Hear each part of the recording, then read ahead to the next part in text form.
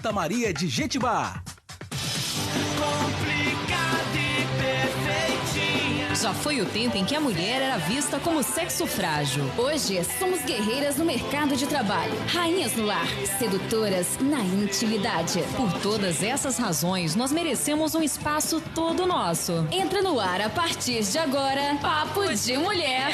Aqui você tem voz, aqui você tem vez. Os nossos parceiros são doutora Sidney Aparecida Galo, Laboratório Vila Rica, doutor Antônio Valentim Sâncio, AK Consultório, Restaurante Bom Apetite na Vila Nova, Loja Campeão, COI, Centro de Odontologia Especializada, Dr. Edmar Pereira Olímpio, Imafar Farmácia de Manipulação, Patrícia Canal Estética, Rômulo Tavares, urologista e Thaís Silveira, especialista em saúde mental.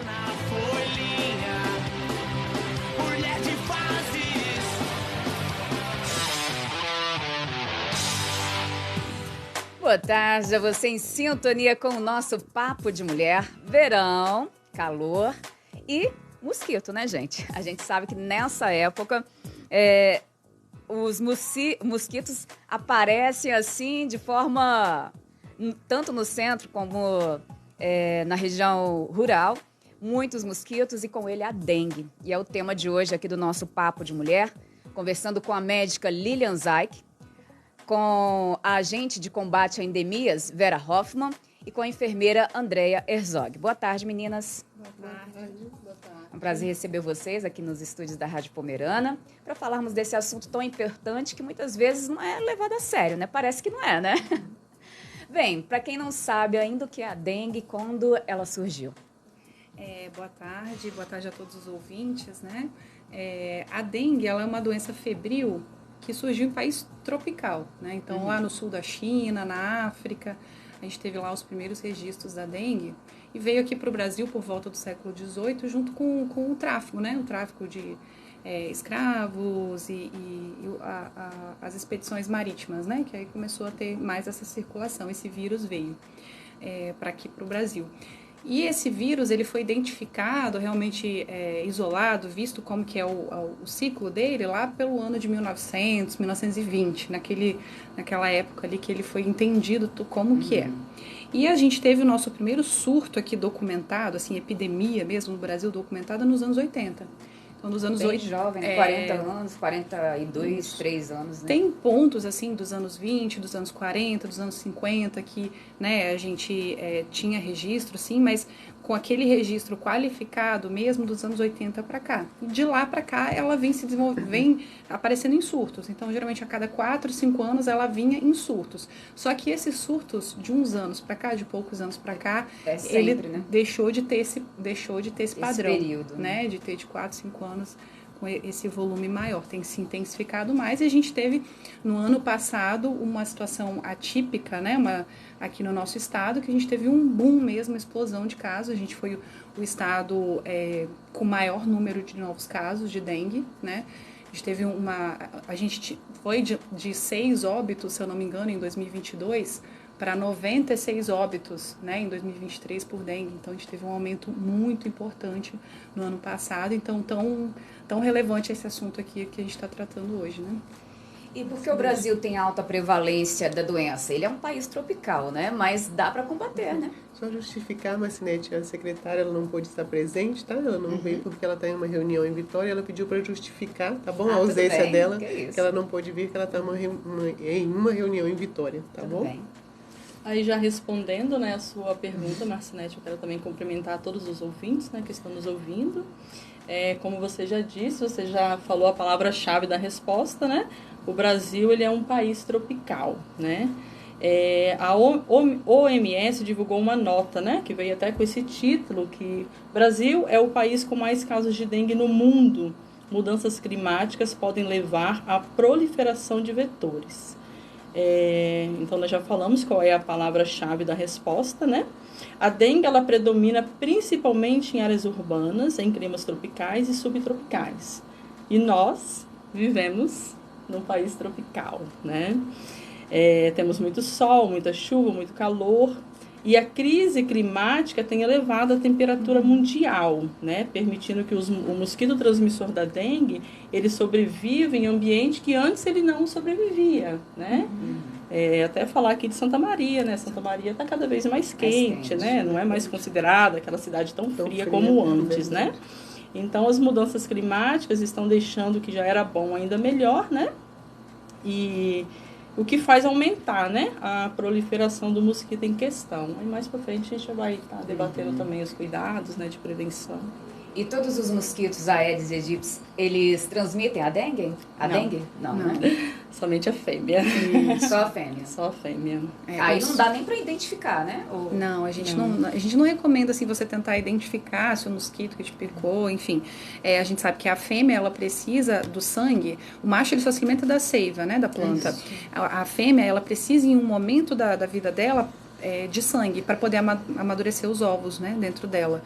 Então, nesse momento que ela vai e pica uma pessoa que está doente, está com dengue, que foi, né, picado anteriormente por um mosquito, vamos dizer, doente, doente não, contaminado, esse mosquito que estava saudável, né, essa fêmea, ela contrai o vírus. E aí depois, ao longo de toda a existência, esses 30 dias de vida da fêmea, ela fica infectada e aí ela passa a transmitir para outra pessoa. Para transmitir, né? Ela tem todo o restante da vida dela lá. 30 dias é curto, mas dá para picar muita gente em 30 dias. Com certeza. E quais os sorotipos da dengue? A gente tem 4 sorotipos identificados da dengue, né?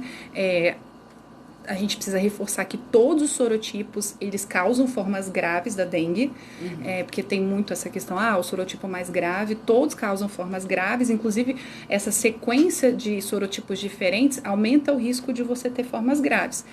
Porém, a gente sabe que o sorotipo 2 e 3 tem aí alguma relação com formas mais graves, mas todas elas podem ter formas graves, né? E qual o ciclo da dengue? É exatamente isso que eu tinha comentado. Você vai ter um mosquito, né, que está infectado, que vai picar uma pessoa saudável. Essa pessoa vai adoecer, né, vai ter os sintomas da dengue, às vezes ela pode ter até uma forma mais subclínica, menos sintomática. A partir do momento que essa pessoa está com esse vírus circulando, que ela está doente, e ela é picada por um mosquito que não está infectado, esse mosquito Aedes aegypti vai ser contaminado, vai ser digamos assim, infectado pelo vírus, e aí ele vai recomeçar o ciclo, né, picando outra pessoa que está saudável. E a gente fica nesse ciclo aí. Até complementando o que a Vera trouxe pra gente, porque que o Brasil tem uma incidência alta, a gente ainda tem que lembrar, e eu acho que ela vai trazer muito disso pra gente, dos nossos hábitos ruins, assim, de características até de país em desenvolvimento, do cuidado com lixo, né, de ter terrenos sujos, né, então isso tem muito a ver com o ciclo do mosquito e acaba fazendo o Brasil ser um país também que tem uma alta circulação, né, então a gente precisa interromper esse ciclo do mosquito. Sim. Né? Vou falar em ciclo ainda na pessoa. Quando começam a surgir os sintomas? É logo ao ser picado ou não? Quais os sintomas também? De 3 a 5 dias. Geralmente a pessoa após, né, ela ser picada, ela começa a desenvolver os sintomas. Então a dengue, ela é uma doença febril. Então geralmente é uma pessoa. A característica é somente a febre? A febre, ela, assim, para o Ministério da Saúde, ela é um critério que é necessário ter para a gente ter um caso suspeito de dengue. Então tem que ter febre associada a outros sintomas. Mas a gente sabe que febre, nem sempre a gente vai ter o termômetro em casa para medir. Tem gente que sente de uma forma. Às vezes cansaço. Exato. Então assim, eu sempre falo que aquela febre relatada, para mim satisfeita, a sensação de febre, eu fico satisfeita com esse relato. Eu não preciso ter ali, né, o termômetro vendo que o paciente está com febre. Então, é febre associada a mais alguns outros sintomas, como dor no corpo, febre, dor articular, mas principalmente dor no músculo, né, dor na carne mesmo, náusea, vômito, né, então uma sensação, uma vontade só de ficar deitado, né, então derruba mesmo. Tanto que a origem da palavra dengue ela é, assim, não é muito bem definida, mas é indígena, assim, né, mas é febre do espírito do mal, de tanto que a pessoa se sente mal. Né? Então, assim, a pessoa fica muito prostrada, sente dor nas costas, né? Então, ela até fica...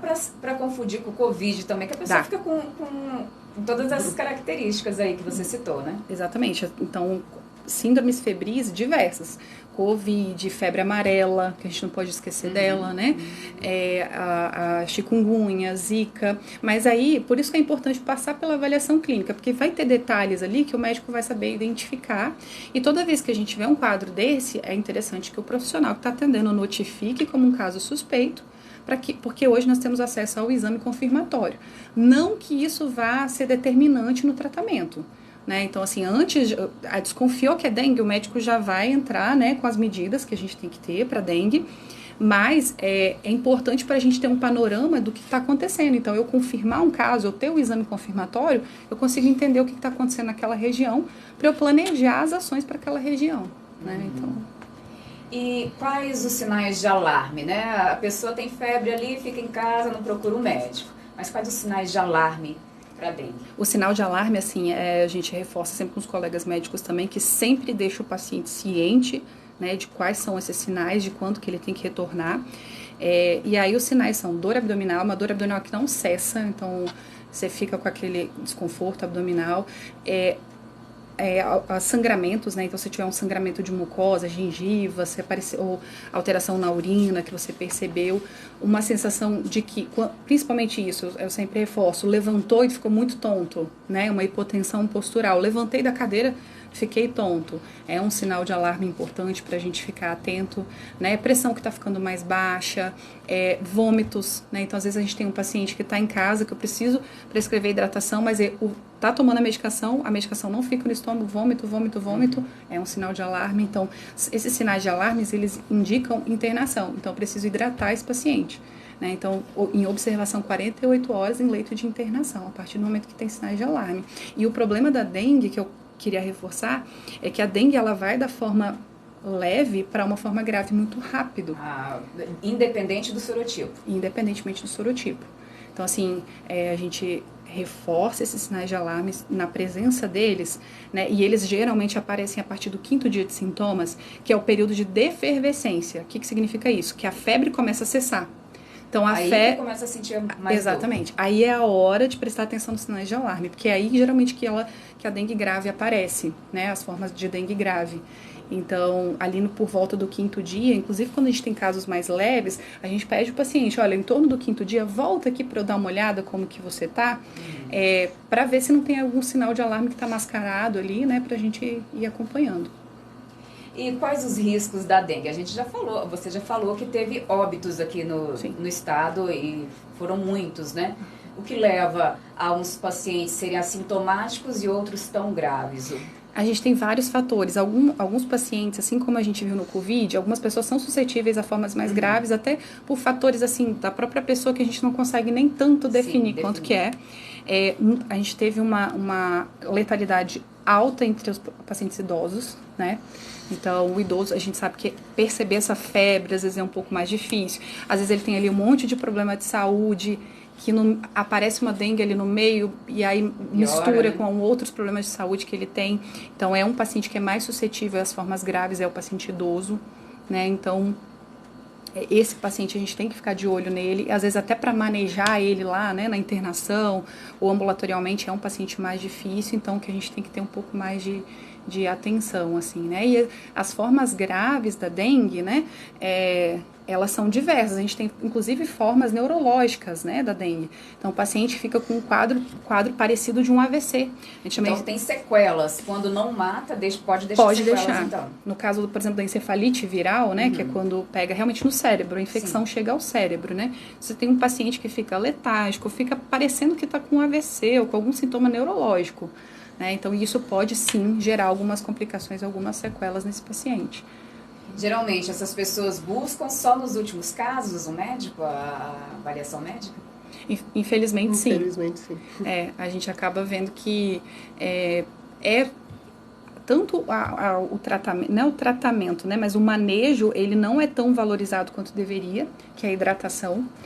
Também outra coisa que eu bato muito na tecla, assim, a hidratação oral, que é prescrita ali lá no começo do tratamento, ela que vai fazer com que lá no 5º dia diminua a sua chance de desenvolver a forma grave, né? Então, eu acho que isso ainda é subestimado, não é dado o valor que deve ser dado. Essa hidratação somente com água ou Não, a gente faz solução salina, né? Então, a gente calcula pelo peso do paciente, então vão ser 60 a 80 ml por quilo por dia, sendo que 1/3 disso é de solução salina, tanto de soro caseiro como de soro de reidratação oral, que a gente tem disponível até na farmácia básica, né?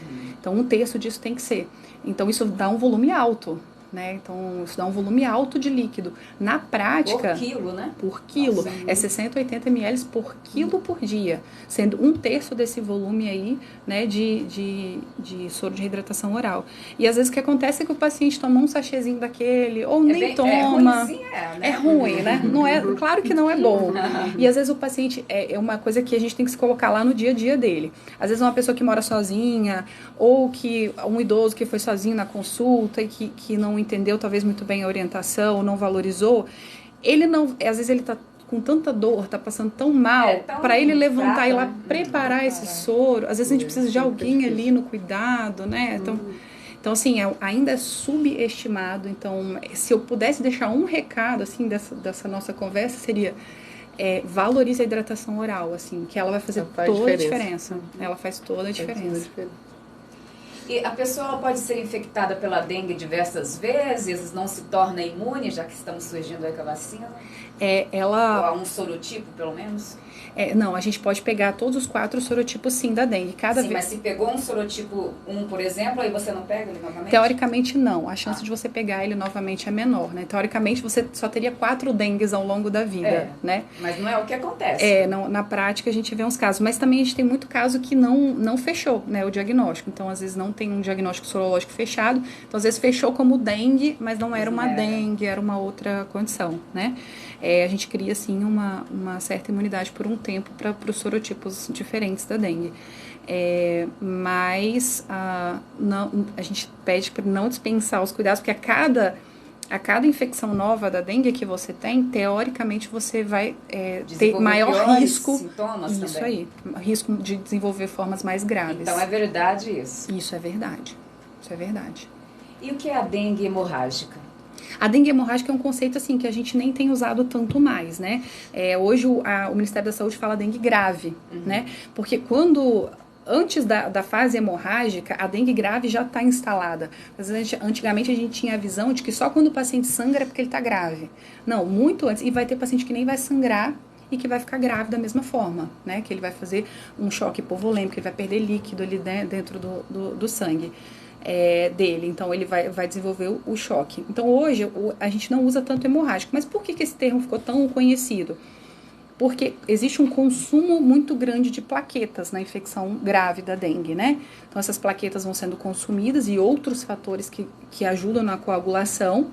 E nesse processo pode-se desenvolver um sangramento e que leva o paciente a óbito. Esse sangramento geralmente é gastrointestinal.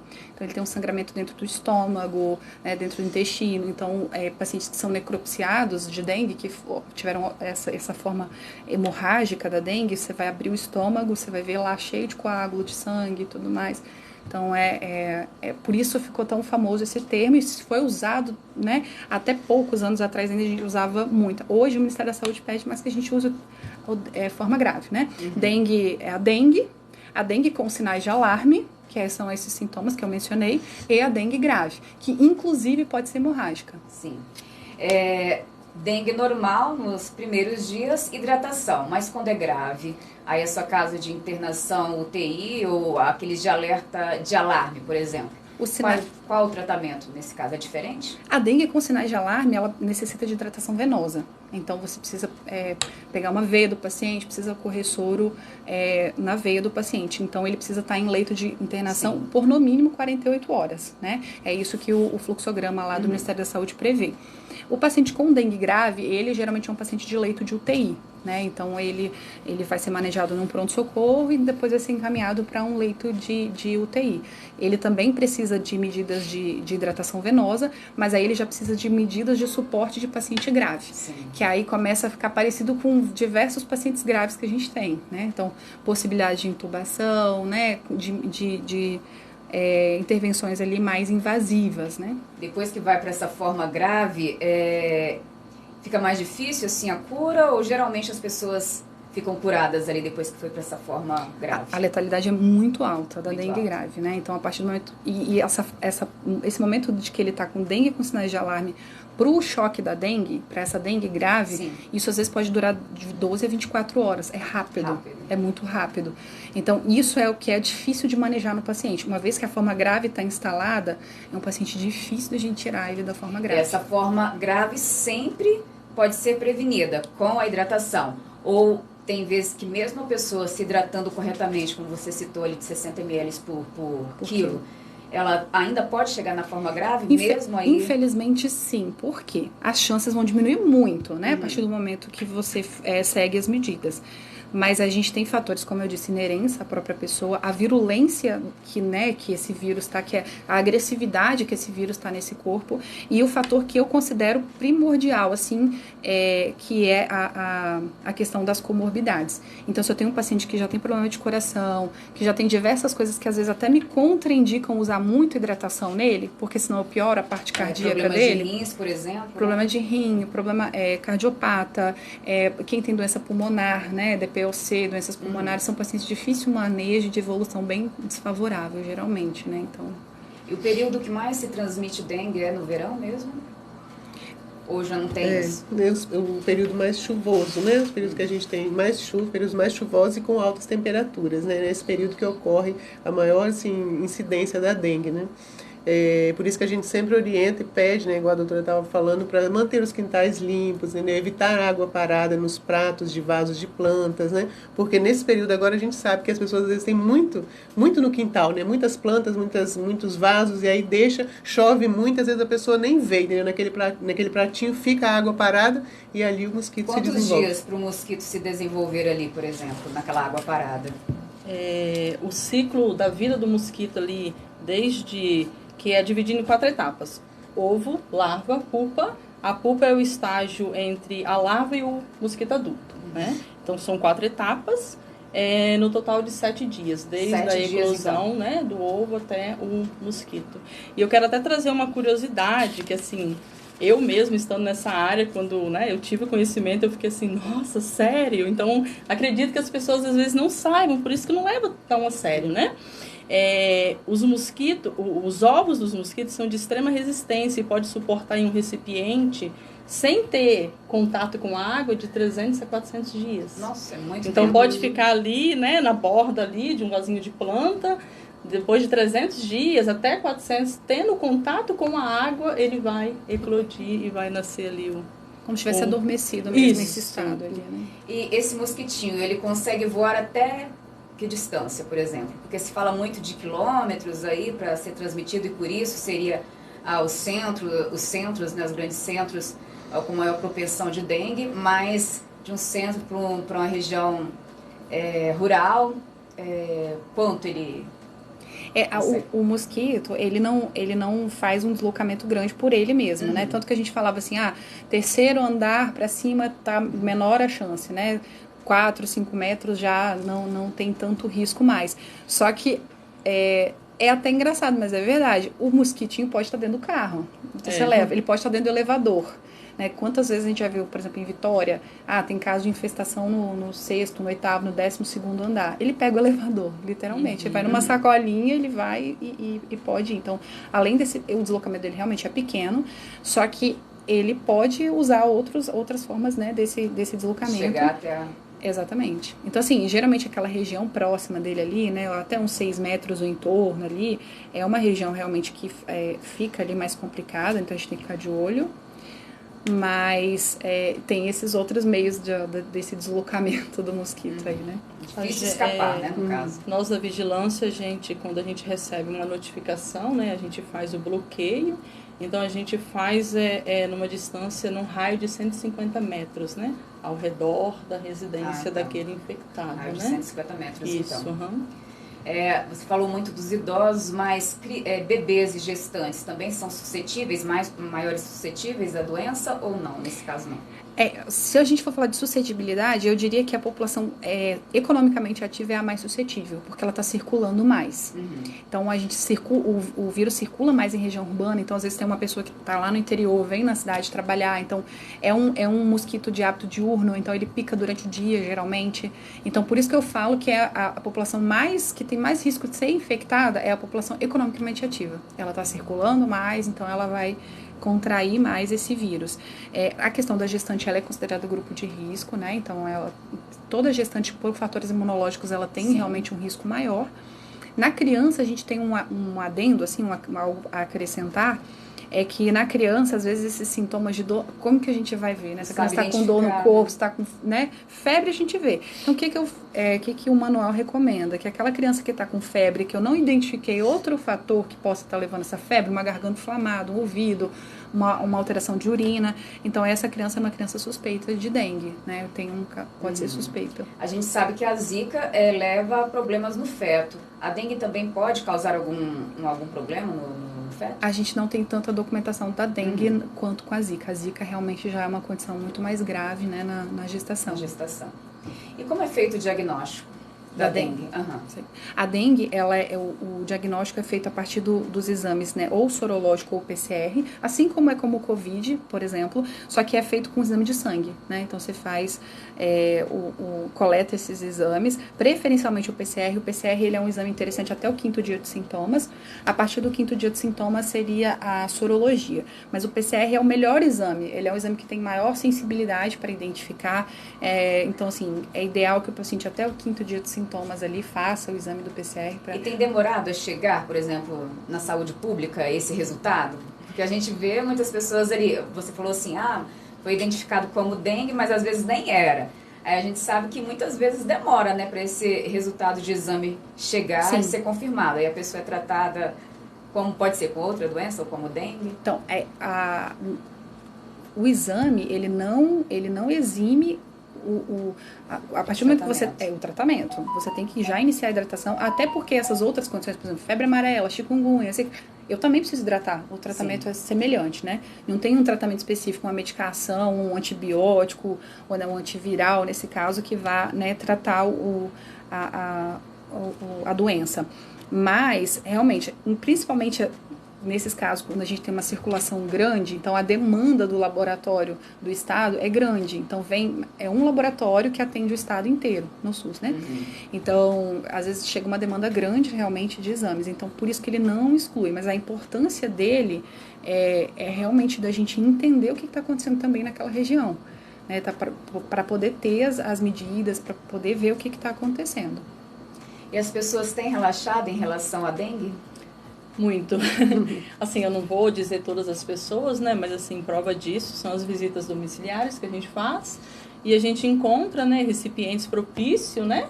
A ter ali o foco. E a gente trata, e a gente orienta. E 2 meses depois a gente retorna e lá está novamente o mesmo recipiente, no mesmo local. Né? Geralmente de flores, né? Até mesmo sendo área urbana, a gente ainda encontra, né, assim, até mesmo galinheiros, né, com galinha ali, o potinho de água mesmo, esses dias eu presenciei, nossa, era tanta larva lá dentro, então assim, e eu não entendo porque aquela pessoa, né, tem ali o manejo todos os dias tratando, né, aquela criação e não tem aquela percepção de ver e de eliminar, né, então realmente assim, a população relaxa muitas vezes, e eu acredito que relaxa também sentindo sintomas e não procurando, né? O médico não procurando ali por achar que, não sei, é uma gripe, é só uma dor de cabeça, né? A vigilância é feita somente aqui no centro de Santa Maria de Itibá, por exemplo, a equipe? A gente trabalha com áreas urbanas, né? Então a gente faz Centro, São Luís, Vila Nova, Vila de Itibá e Vila Hammer, né? Então tendo um surto, igual por exemplo nós tivemos ano passado, ali na Virada, né? Teve mais casos, né? Na mesma localidade. Então a gente vai lá, faz um levantamento, faz visita, né? Procura o que está acontecendo ali, talvez pode ser que tenha um criadouro, né? Então, assim, nas localidades que não seja urbana, a gente vai através de... Só com notificação. Isso aí. daí a importância de procurar atendimento. Você está fazendo bem para a sua comunidade, né? Quando Sim. você procura o atendimento, você faz o exame confirmatório, porque é a forma da vigilância entender o que está acontecendo naquela região. Então, para poder acontecer o trabalho da vigilância ambiental, nesse caso, é importante tanto a população ali quanto os profissionais de saúde, né, notificarem. Porque se trata de pessoas a 150 metros de distância. Exatamente. E a gente sabe que tanto na área rural aqui em Santa Maria de Jetibá já é bem povoado, né? Costumam ser bem pertinhos, já que todo mundo tem pequenas propriedades. E foi o que a Lília falou, né? Que tem muitos, assim, o CEASA, né? Então, assim, não é porque você está numa área rural que você não... Exatamente, você não vai ter dengue. Isso. Não tem, né? não exclui, né? E como prevenir a dengue, já está mais que falado, né? Principalmente, por exemplo, não nesses deixar potinhos. água parada. Não é só água limpa, né? A preferência é por água limpa, mas não é só em água limpa, é em água suja também. Mas a preferência do mosquito realmente é por água limpa. O que se colocar nos potinhos ali, nos pratinhos das plantas? Geralmente a gente orienta a nem ter. Mas se a pessoa... Não, que às vezes assim, tem o vasinho de planta, mas aí embaixo tem o pratinho para quando a pessoa molha. Isso. Né? Então, assim, preferencialmente não tem aquele pratinho ali que vai armazenar água. Mas eu vou molhar a minha plantinha e vai molhar a minha varanda. Então, coloque ali um pouquinho de areia dentro daquele recipiente. Isso, que aí você pode molhar à vontade a sua plantinha, não vai sujar a sua varanda e não vai ficar água parada. Ao invés de ter uma planta também só na água, que muitas vezes os ramos dão só na água, colocar então na areia? Pode plantá-la? Aí vai muito de planta para planta, né? Acho que vai muito. Mas assim, há casos também, igual agora a moda do momento, aquele bambuzinho da sorte, vamos falar dele, que a pessoa já tem ele dentro de casa ali, né? Mas nossa, eu cuido dentro de casa. Se ficar mais de 7 dias parado, está propício sim a ter larvas. E às vezes vai ter situações assim diversas. Por exemplo, a gente foi numa capacitação com a doutora Tereza, que é referência no estado, e ela falou, gente, é uma tampa de refrigerante que está ali paradinha com a água acumulada, que está no seu quintal. Nesse caso, já então, quando você joga no quintal, por exemplo, uma casca de mamão ou de abacate, que vai viradinha para cima, também pode. Né? A gente encontra muito, assim, latinhas que são arremessadas para fora do carro, tampinhas mesmo de refrigerante, essas coisas. A gente encontrava muito, né? Ano passado, ficou ali, ficou com água parada, pode ter larva. São ralos, que ficam parados também, se não tiver aquela limpeza, que pelo menos a gente orienta o quê? Às vezes a pessoa tem um banheiro que eu uso pouco, uma área de churrasco, um exemplo. Tem um ralo ali, pelo menos uma vez por semana, faça o movimento daquela água, né? Se você não for lavar, mas despeja ali um balde de água só para movimentar. Porque senão também é um recipiente bem propício. Exatamente. Quantos casos de dengue em Santa Maria de Jetibá no passado, esse ano, já tiveram alguma notificação?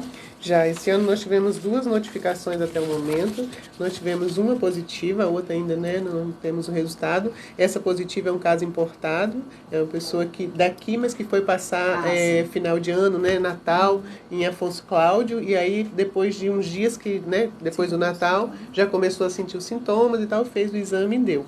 O ano passado nós tivemos 482 notificações, com 182 casos positivos, 8 sinais de alarmes e 3 óbitos. 3 óbitos pela dengue. Sim. Muita coisa para um município tão pequeno, muita coisa. E mal começou aí o verão. E a chuva, muita chuva. 2 notificações. 2 notificações e uma positiva. Isso, uma positiva. A outra ainda o resultado não saiu, né? Tem muito calor e chuva pela frente. Temos muito calor e chuva. Muito calor e chuva. Exatamente. Então, assim, Marcinete, além desses cuidados, né, de não deixar água parada, é importante, né, doutor, o uso do repelente, né? Do mosquiteiro também, os bebês que dormem durante o dia, a gente também orienta, né, colocar um mosquiteiro. Pessoas acamadas também, né? E lavar os vasos das plantas também, né? Porque como ela diz, como o ovo fica ali muito tempo, então às vezes a pessoa só joga a água fora, mas se não lavar, não higienizar... Mas a vasilhinha também de animais, igual cachorro, gato. Mas aí nesse caso, o contato com a água faz ele eclodir, né? Aí nesse caso, lavar já não seria o suficiente para aquele que está paradinho ali, mas colocar seria cloro? Não, você lavando você retira. Lavando já retira e ele já vai... Ele fica aderido na lateral. Ali, mas né, aquele contato ali com a água não vai fazer ele... Não, porque aí você vai usar o produto químico ali, você vai esfregar. Qualquer produto químico já... Isso que é importante, não só fazer a troca da água, lavar então o recipiente pelo menos uma vez na semana, né? Isso. Perfeito. E como será a vacinação contra a dengue? Bem, a gente sabe que um município, né, fora outro estado, já vacinaram contra a dengue. Ontem também tivemos aí notícias sobre a vacinação. Tem alguma novidade, vocês, da saúde? Então a gente ainda não sabe como que vai ser aqui no estado, né? A gente sabe que ela está liberada a partir dos 4 anos até 60 anos, né? São 2 doses, um intervalo de 3 meses entre as doses. A previsão é que chegue em fevereiro, mas ainda a gente não tem como que vai ser, como que eles vão proceder à liberação. Se vai vir para os municípios de repente que estão com maior número de notificações, os municípios que estão tendo o maior caso positivo, ou se isso vai ficar concentrado na Grande Vitória, porque o quantitativo de doses realmente é muito pequena, né, que vai vir para o estado. Não dá conta, né? Não dá, o laboratório ainda não consegue produzir uma quantidade suficiente. Então, assim, infelizmente ainda a gente não tem, assim, os dados de como que vai proceder, de como que vai ser, entendeu? A gente ainda está nessa, como diz, ansiosos para poder saber realmente como que será. Mas essa vacina será para todos os 4 sorotipos? Sim, ela vai contemplar os 4 sorotipos, diferentemente da vacina do laboratório anterior. Essa não precisa já ter tido um quadro anterior de dengue. Antes, né, a gente tinha aquela situação com o laboratório anterior, que você já teria que ter tido uma dengue confirmada ao longo da vida para poder receber a vacina. Esse laboratório não. Então, assim, ela foi desenvolvida para 4 a 60 anos de idade, mas com o laudo médico, a depender né? Até no privado, que ela já está disponível, né? Sim. Eles, com o laudo médico, eles já disponibilizam ela também. Ótimo. Quanto mais vacina, melhor, né, gente? Sim. Agradeço a participação de vocês, os nossos microfones continuam abertos para o recado final. Eu quero reforçar, como eu disse, né, com a comunidade, se eu puder deixar esse recado de valorizar a hidratação. Então, quando você procurar a sua unidade de saúde, nos primeiros sintomas lá, né, procure a sua unidade de saúde e siga a hidratação prescrita pelo médico. Realmente é um volume grande, mas vai fazer toda a diferença ali ao longo do desenvolvimento dos sintomas. Reforçar a questão de não se automedicar. A gente tem algumas medicações que podem agravar, né, os sintomas da dengue, principalmente anti-inflamatórios, né? Então, assim, tentar não se automedicar e, caso for, sempre preferir analgésico simples, né? Dipirona, paracetamol, caso aconteça, mas de preferência não se automedicar. Quero agradecer à Rádio Pomerana pela oportunidade, né? E agradecer à Secretaria de Saúde também por ter me liberado aqui para estar hoje com vocês. Muito obrigada mais uma vez e uma boa tarde. Boa tarde. Obrigada. O nosso Papo de Mulher fica por aqui por hoje, agradecendo ao seu carinho, à sua audiência. Te esperamos na próxima quinta-feira com mais uma edição do nosso Papo de Mulher.